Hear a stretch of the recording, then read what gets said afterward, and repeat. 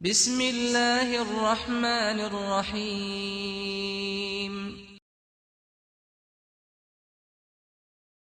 إن الحمد لله نحمده ونستعينه ونستغفره ونعوذ بالله من شرور أنفسنا وسيئات أعمالنا من يهده الله فلا مضل له ومن يضلل فلا هادي له أشهد أن لا إله إلا الله وحده لا شريك له وأشهد أن محمدا عبده ورسوله اللهم صل على محمد وعلى آل محمد كما صليت على إبراهيم وعلى آل إبراهيم في العالمين إنك حميد مجيد يقول تبارك وتعالى في كتابه الكريم أعوذ بالله من الشيطان الرجيم يا أيها الذين آمنوا اتقوا الله حق تقاته ولا تموتن إلا وأنتم مسلمون صدق الله العظيم. Saudaraku kaum muslimin yang dimuliakan oleh Allah Subhanahu wa taala. Terutama sekali marilah kita memanjatkan puja dan puji, syukur kita kehadirat Allah Subhanahu wa taala. Selanjutnya salawat beserta salam kepada uswah hasanah kita Nabi Muhammad sallallahu alaihi wasallam. Semoga salawat dan salam senantiasa tercurahkan kepada beliau, kepada sahabat-sahabatnya, kepada keluarganya dan orang-orang yang senantiasa cinta terhadap sunnah-sunnah beliau hingga akhir zaman. Kemudian selanjutnya khatib mewasiatkan kepada diri khatib sendiri dan juga kepada para hadirin sekalian untuk senantiasa meningkatkan nilai-nilai keimanan dan ketakwaan kita kepada Allah Subhanahu wa taala. Karena sesungguhnya letak mulia kedudukan kita di sisi Allah Subhanahu wa taala adalah diukur dari sejauh mana nilai keimanan dan ketakwaan kita kepadanya. Saudaraku kaum muslimin yang dimuliakan oleh Allah Subhanahu wa taala,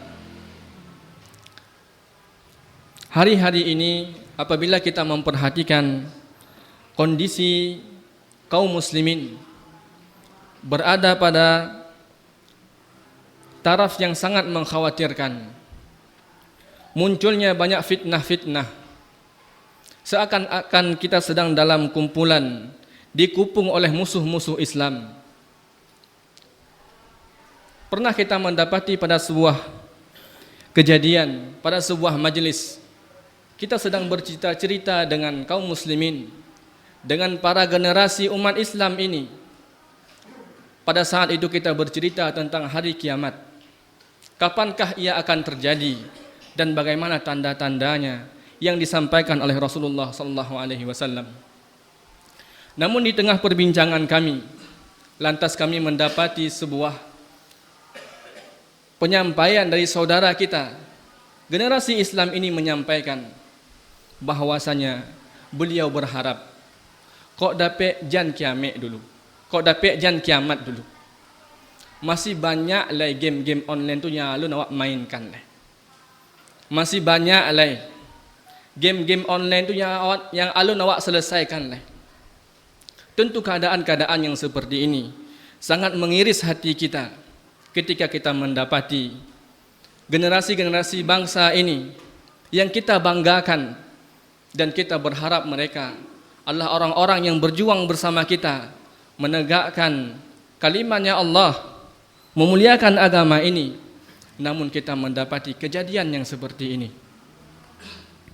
Seakan-akan kita sudah mendapati, sudah berada pada saatnya di mana Rasulullah SAW bersabda dalam sebuah hadis yang diriwayatkan oleh Imam Abu Daud dari sahabat Sauban radhiyallahu anhu, bahwasanya Rasulullah SAW bersabda, hampir saja para umat mengerumuni kalian dari berbagai penjuru sebagaimana mereka berkumpul menghadapi hidangan dalam piringnya.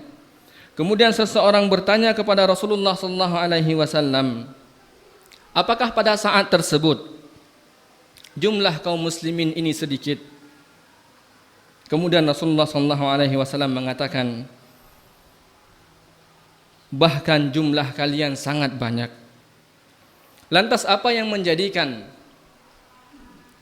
kondisi kaum muslimin yang jumlahnya sangat banyak tetapi bisa dikerumuni oleh musuh-musuh Islam, seakan-akan kondisi kita sekarang sudah dikepung oleh mereka? Kemudian Nabi SAW melanjutkan dalam sabdanya, permasalahannya adalah kita sudah terkena dengan fitnah al-wahan, sudah sampai ke dalam dada-dada kita, sudah sampai ke dalam kehidupan kita, bahwasanya begitu cintanya kita terhadap dunia ini sehingga mengabaikan kita dari urusan-urusan akhirat. Maka ketika kita sudah berada pada kondisi ini, maka sudah sampailah sabda Rasulullah SAW pada masa yang kita rasakan ini. Kemudian ketika kita sudah berada pada kondisi dikepung oleh musuh, maka kita simak firman Allah Subhanahu wa taala dalam surah At-Taubah ayat yang ke-8. Allah Subhanahu wa taala berfirman, "Kaifa wa yadhharu 'alaikum wa la yarqubu fikum illa wala dhimmah." Kalau sekiranya kaum muslimin sudah dikepung oleh musuhnya, maka ketahuilah musuh-musuh kalian itu tidak akan memiliki rasa kasih sayang kepada kalian. Dan sekiranya sebelumnya kita memiliki perjanjian-perjanjian dengan mereka, maka sesungguhnya mereka akan abaikan semua janji tersebut.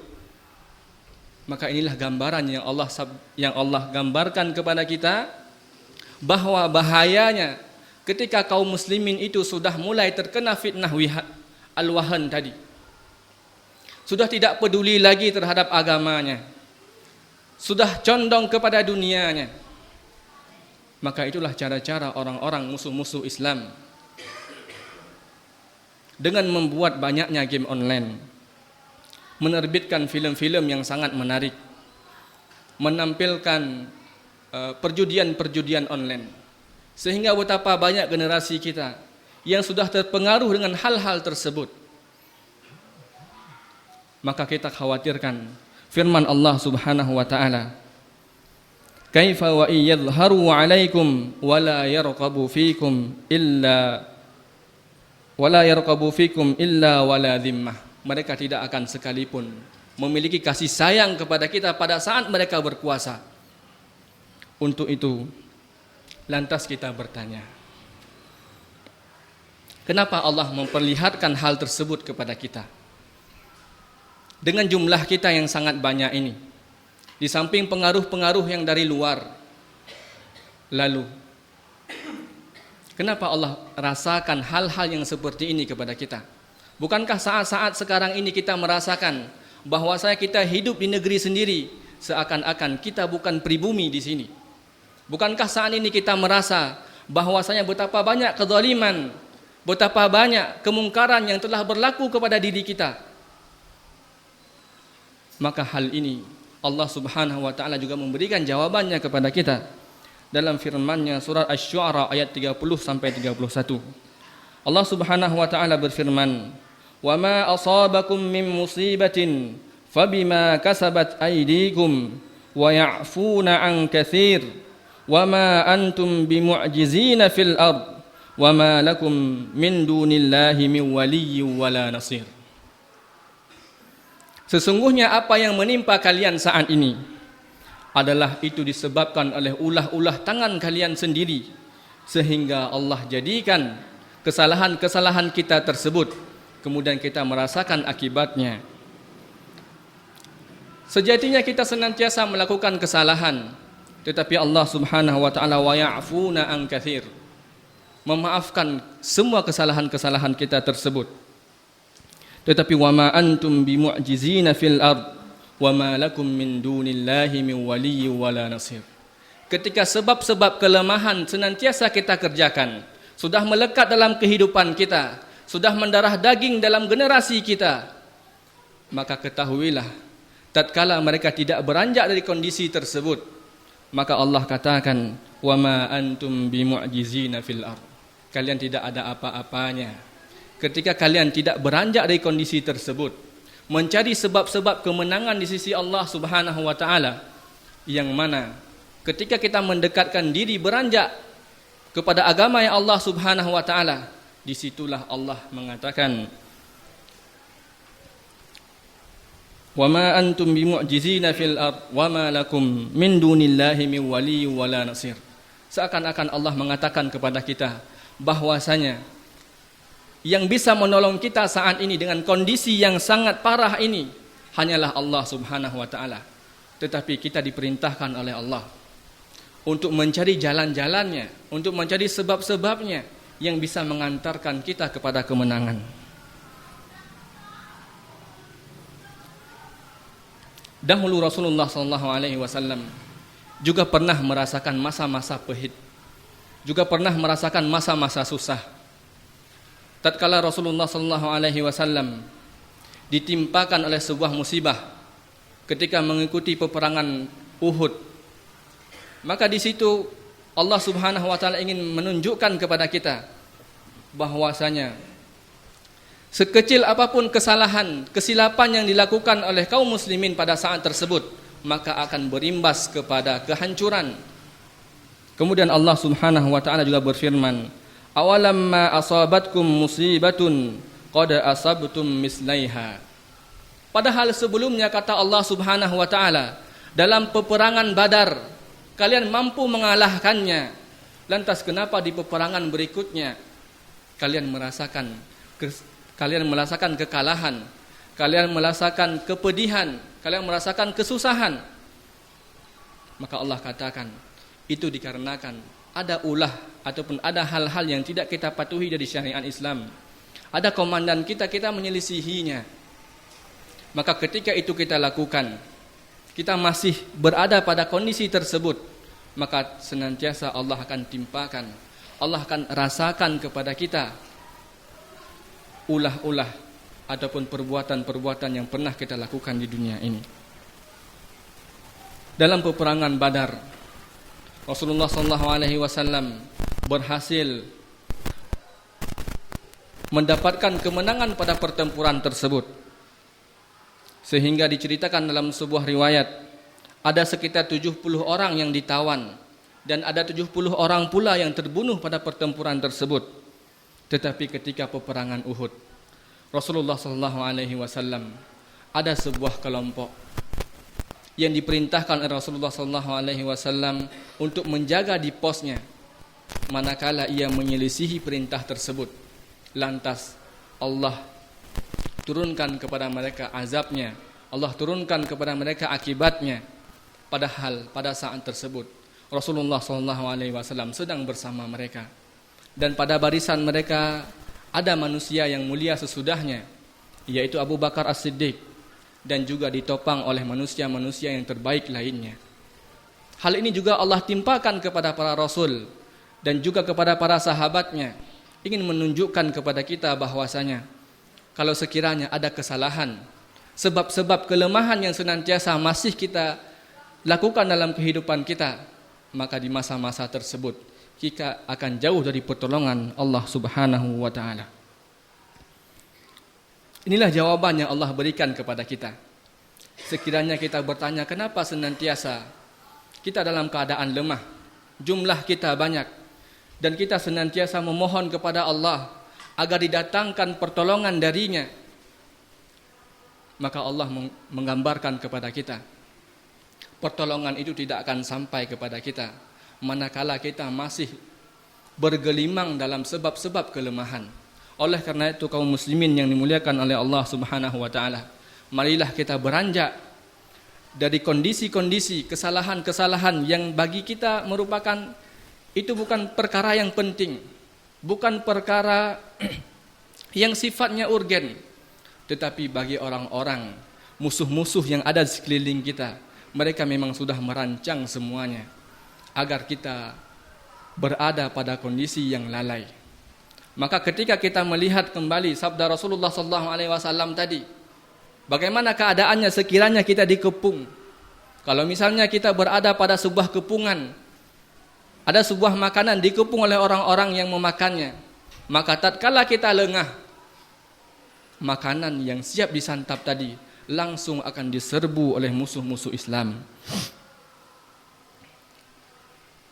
Kemudian kita bertanya kembali, setelah kita mengetahui asbab-asbab kelemahan kita tadi, lalu kita berusaha untuk beranjak, melakukan asbab-asbab yang bisa mendatangkan kemenangan kita, yang membawa kita kepada kemenangan, membawa kita kepada sebuah keberhasilan. Maka jawabannya juga Allah Subhanahu wa taala telah gariskan dalam surat Muhammad ayat yang ke-7. Allah Subhanahu wa taala berfirman, Ya ayyuhalladzina amanu in tansurullaha yansurkum wa yusabbit aqdamakum. Di sini juga Allah mengatakan kepada kita bahwasanya sekiranya kalian ingin ditolong oleh Allah Subhanahu wa taala, maka kembalilah kepada jalan Allah. Kembalilah ke agamanya Allah. Tolonglah agama Allah. Tolonglah syariat-syariatnya. Makanya di awal khutbah tadi khatib menyampaikan berkenaan dengan bahayanya fitnah al-wahan tadi.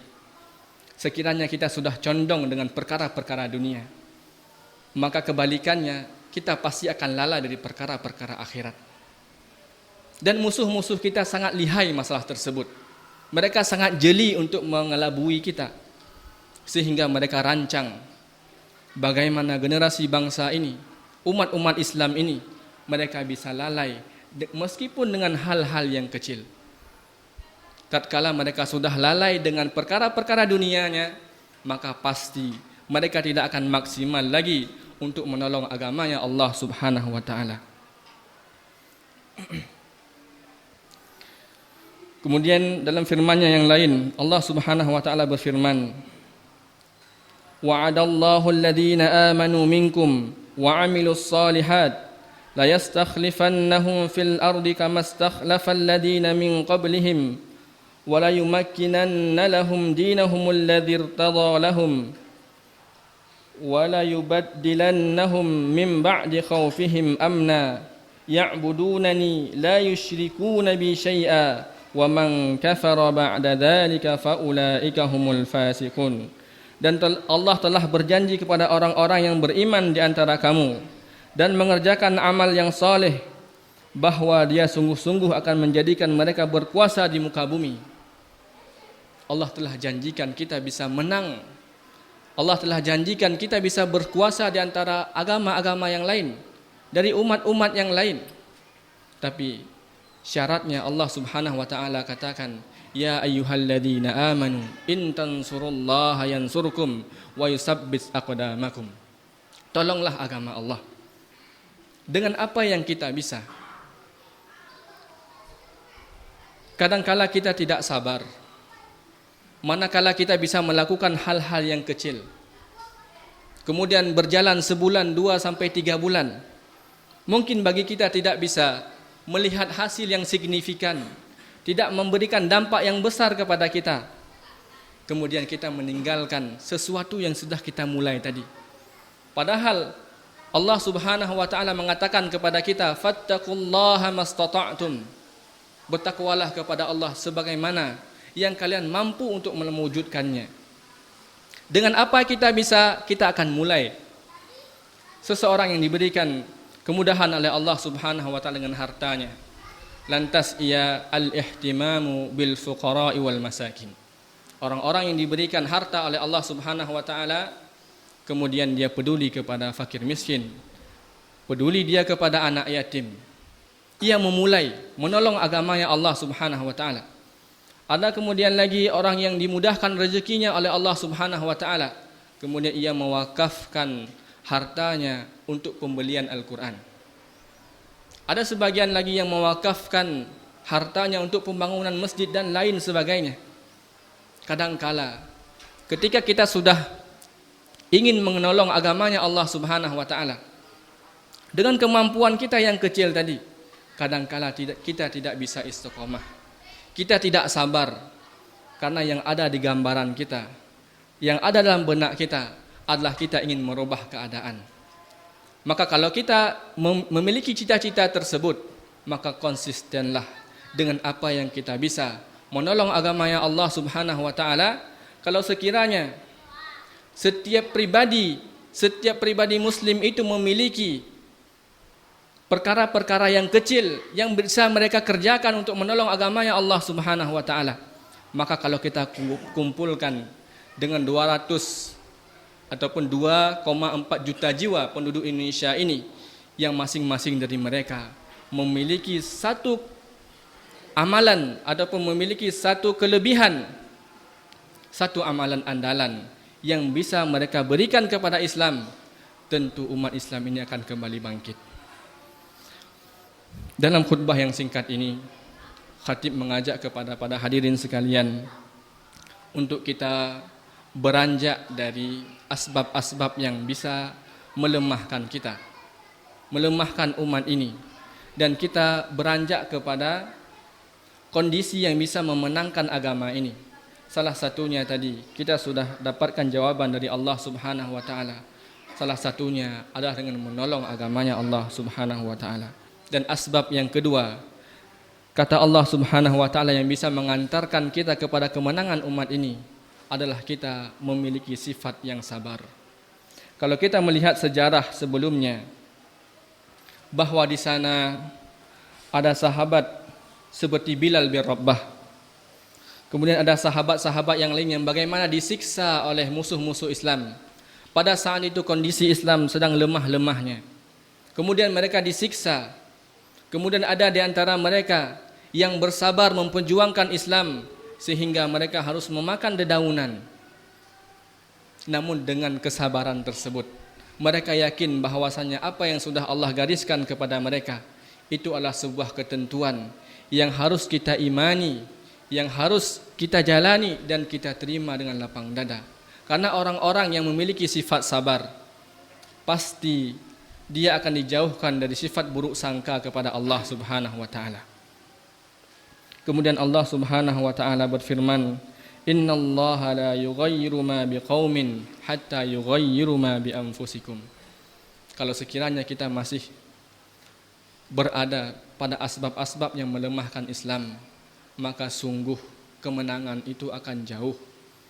Kalau sekiranya kita masih tidak peduli dengan agama kita, merasa agama ini hanyalah tanggung jawab ustaz saja, hanyalah tanggung jawab ulama saja, maka kita seperti misalnya memiliki profesi sebagai pedagang. Tanggung jawab agama itu bukan tanggung jawab kita. Kita memiliki profesi sebagai pejabat misalnya, kita asik berbicara masalah jabatan. Kemudian ada penguasa-penguasa yang mereka rakus dengan kekuasaan. Akhirnya kita terus bergelimang di sana. Lantas kapan kita akan memperhatikan agama kita?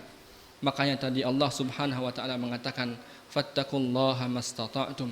Dengan apa yang kita bisa, kita menolong agamanya Allah Subhanahu wa taala.